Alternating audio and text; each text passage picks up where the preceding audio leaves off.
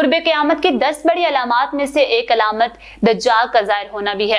دجال کا فتنہ تاریخ انسانی کی ابتدا سے لے کر انتہا تک کے تمام فتنوں سے بڑا اور خطرناک فتنہ ہے، جس کی بڑائی اور شدت کا اندازہ اس بات سے بھی لگایا جا سکتا ہے کہ ہر ایک نبی علیہ السلام نے اپنی امت کو دجال کے فتنے سے ڈرایا تھا۔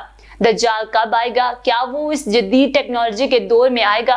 کیونکہ بعض لوگوں کا کہنا ہے کہ وہ زمانہ پھر قدیم دور یعنی کہ تیر اور تلوار والا زمانہ میں لوٹ جائے گا، پھر دجال کا خروج ہوگا۔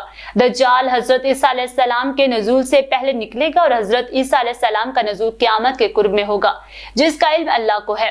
دجال کو جھوٹا مسیح یا جھوٹا خدا بھی کہا جاتا ہے۔ دنیا کے ہر مسلمان کا اس بات پر ایمان ہے کہ دجال اپنی طاقت اور فریب کے ذریعے تباہی لائے گا۔ آپ صلی اللہ علیہ وآلہ وسلم نے دجال کی کئی واضح نشانیاں بتائی ہیں، جبکہ مغرب میں اسے اینٹی کرائسٹ کے نام سے جانا جاتا ہے۔ نبی کریم صلی اللہ علیہ وآلہ وسلم کی تعلیمات کے مطابق دجال کا ظہور قیامت سے پہلے اور دنیا کے آخری دنوں میں ہوگا۔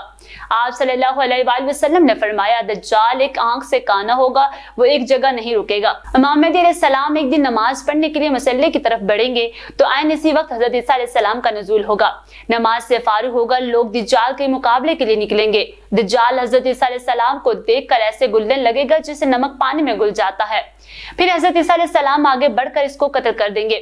حالت یہ ہوگی کہ شجر و حجر آواز لگائیں گے، اے روح اللہ میرے پیچھے یہودی چھپا ہے، چنانچہ وہ دجال کے چیلوں میں سے کسی کو بھی نہ چھوڑیں گے۔ پھر وہ صلیب کو توڑیں گے یعنی صلیب پرستی ختم کریں گے، خنزیر کو قتل کر کے جنگ کا خاتمہ کریں گے، اور اس کے بعد مال و دولت کی ایسی فراوانی ہوگی کہ اسے کوئی قبول نہ کرے گا، اور لوگ ایسے دیندار ہو جائیں گے ان کے نزدیک ایک سجدہ دنیا و مافیا سے بہتر ہوگا۔